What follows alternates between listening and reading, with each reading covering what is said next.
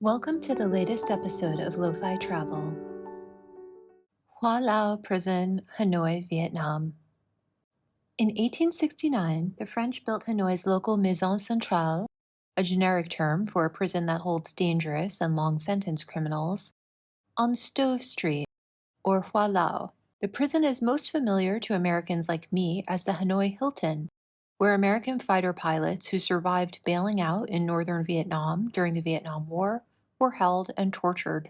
As anyone who's seen the movie Papillon knows, French colonial prisons were barbaric. In addition to those I was aware of, including rotten starvation rations, complete indifference to hygiene and its resultant diseases, chain gang labor, and nightly ankle shackling, I learned of several new tortures during my visit. For example, misbehaving prisoners were locked in waste-filled latrines and the sides of the metal barrels beaten until they went deaf.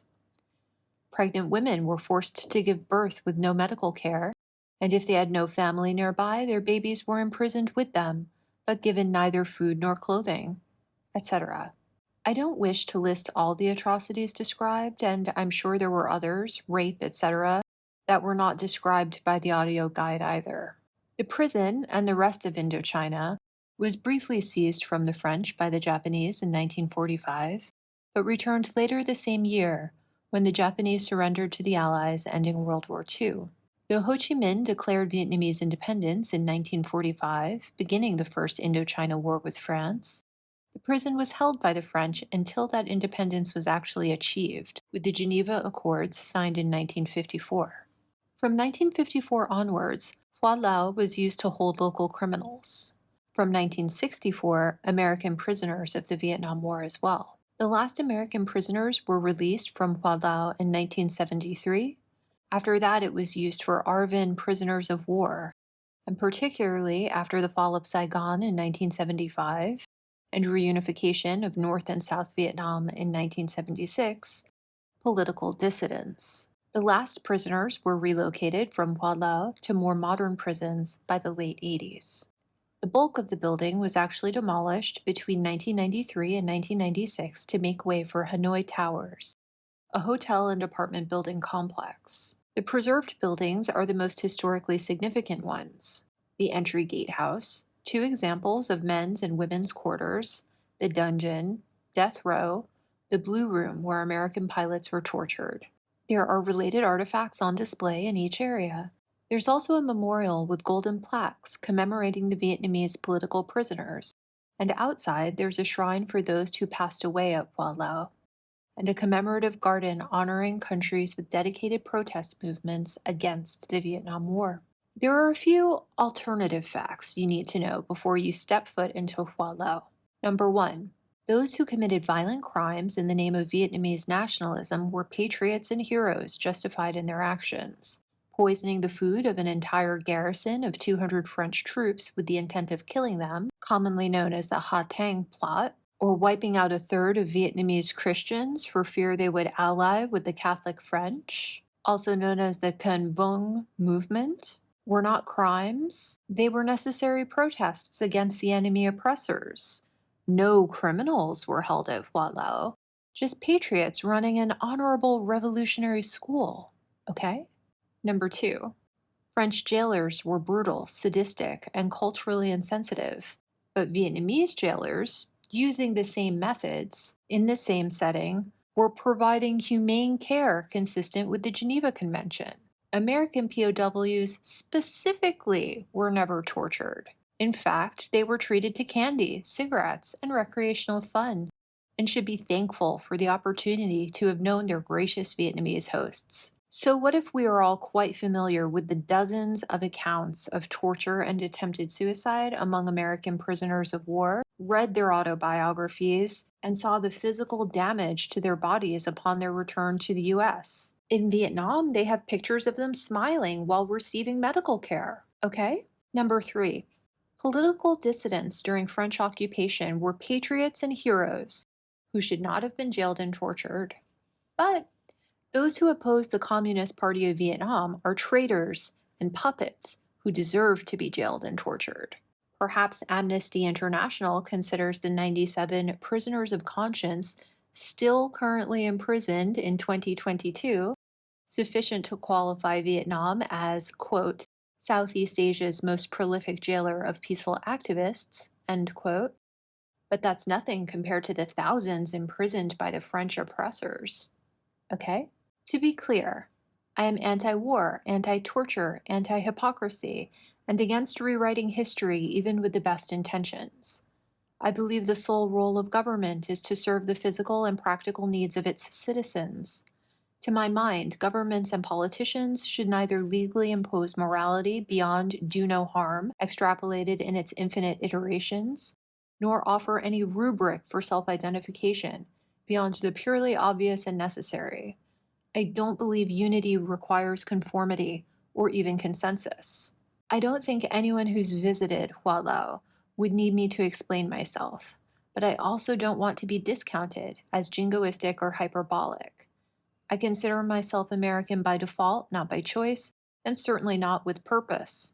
By any accounting, the displays, brochures, and audio guide in this museum are propagandist. This museum is a classic case of history being written by the victors, so just know before you go. When you first enter, there's a small room explaining how the French expropriated the former Phu Hang village, an ancient craft village specializing in the manufacture of earthenware cooking appliances that had been subsumed into Hanoi proper, relocating its communal house and demolishing its temples to build the large prison. There are some examples of pots and tiles manufactured in Phu Hang. Down a nice enough hallway paved with intact, original, and ubiquitous French colonial black and white floor tile, you enter a room housing the very torture and execution implements used in the prison, including shackles, clubs, and the guillotine. One important thing to understand about the guillotine is that while many Westerners find it the least vicious tool on display, Easterners nevertheless consider it the least humane. In Buddhism, the head is the highest and most sacred part of the body, and even touching someone else's head is considered extremely rude. Therefore, mechanically slicing off a person's head and displaying it on a pike or in a basket is considered not just a murder, but a spiritual desecration and personal affront. Next are the stockades for male political prisoners. Unfortunately, the dummy prisoners don't adequately express the disgusting reality of overcrowding.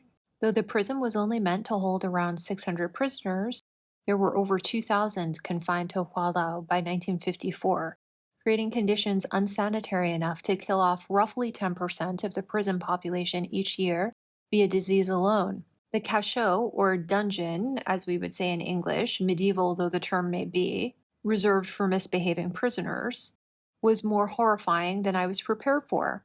For a minimum of 15 hours and a maximum of 30 days, prisoners were shackled by their ankles in a reclining position on a 45-degree declining slope and left to rot, unable to eat without engaging their core in a tense sit-up-like position, forced to urinate and defecate in situ, unable to lie back without blood rushing to their head, unable to prop themselves up on their arms without their arms going numb, unable to retain feeling in their legs.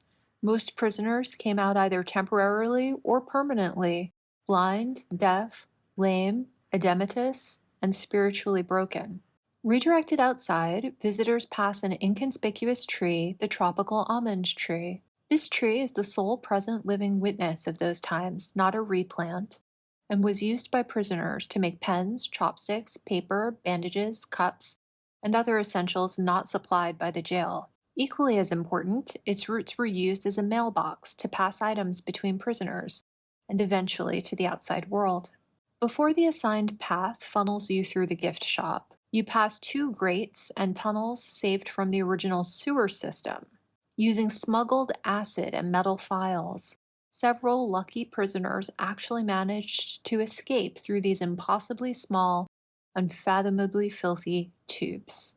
Back inside, you pass into the women's stockades, 5 small rooms with high ceilings and individual windows. Each of the first 4 features a portrait of a female Vietnamese nationalist agitator with an absolutely heart-rending story. This is the first place in the jail where the lingering sadness really hit me. Quietly listening to the audio guide while gazing at the single, decades old portrait in each of the damp, narrow cement cells, alongside the only one or two similarly silent visitors who could fit inside, felt like paying respects in a tomb. Though only some women physically died there, such large parts of their lives, dreams, families, innocence, health, and potential perished there. The desperation is still palpable. The fifth room in the women's stockade is for women with children. Denied clothing and food, mothers had to provide for their babies out of their own meager rations. Malnourishment, disease, developmental disability, and death were the unfair sentences given to children just for surviving their birth. I can't imagine having to decide whether to turn my extremely young child out on the streets to fend for itself, or whether to keep it tortured and jailed alongside me. The next large open room is another gallery of brutality. At one end, death row is preserved, and the thought of more than 4 men sharing these dark, damp cells, with barely room for two and no bathroom, was so appalling I felt like I could still smell lingering filth. The hall is so narrow, tourists take turns to enter single file and peek through the little barred peep doors. It's sad to think the presently empty cells receive far more attention than when actual humans with needs waited there, fearful and despondent. From death row, visitors are directed out into much needed fresh air. There are 2 attached courtyards.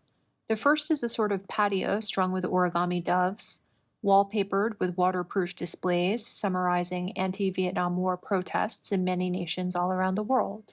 Though for practical reasons these are not original artifacts, as in the rest of the museum, the imagery is moving nonetheless. The second courtyard is a carved monument and shrine to honor those who died at Hoa Lo. The space is open, sun-baked, and austere. I wonder if any relatives of former prisoners ever return here. The final round of exhibits in the main gatehouse takes us back inside, but this time into administrative rooms rather than cells. In 2 adjoining rooms, artifacts from American prisoners of war are displayed alongside TVs playing old newsreels of Ho Chi Minh's wartime speeches with English subtitles. Though acute torture, deprivation, and suicide attempts are discussed by dozens of American prisoners of war in their post-war memoirs and interviews, what is presented here is a rosy picture of inmates playing basketball, smiling through the windows, etc.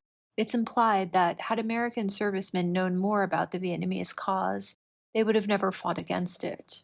While we know the smiling photos were made under extreme duress, just like the signed confessions of air piracy, the intent here is clearly to abdicate responsibility for abuse. Does it add insult to injury that John McCain's flight suit and parachute are displayed in the notorious Blue Room where he was tortured, with no mention of that torture? In day-to-day life in Vietnam, calling other people out on their shit is simply not done. No one airs their grievances. The Vietnamese either comply and endure or don't and are ostracized. At least I have no doubt McCain knew establishing diplomatic ties with Vietnam required letting them float lies without public questioning and criticism. The exhibits wind up on the second floor of a second building, another old administrative building. First, there are 2 rooms lined with golden plaques engraved with the names of the Hoa Lo revolutionary prisoners, fitted out with folding chairs and educational films playing on another TV. More interesting is the next room, which holds artifacts belonging to prisoners who were members of the prison's Communist Party cell, people the Vietnamese respect the way Americans regard signers of the Declaration of Independence. Each object is attached to a significant historic event or has a very moving story. The basket used to smuggle out a list of prisoners retained by the French to execute despite the Geneva Convention, a very early 1-star flag made out of a dyed blanket and piece of parchment paper. So is Hoa Lo prison a must-see in Hanoi? I think so. We are rarely reminded of the atrocities perpetrated during war, and torture is certainly still happening today. It's easy to not sympathize with the enemy until you are the enemy. On a lighter note, Hoa Lo inexplicably has one of the best museum bookstores I've come across in Hanoi. So if you'd like to learn some context for your visit to Vietnam and are in the market for brief, Vietnamese-authored guides in English summarizing Vietnamese history, the life of Ho Chi Minh, etc., you can pick them up here for less than $5 each. Don't forget to like, share, and subscribe.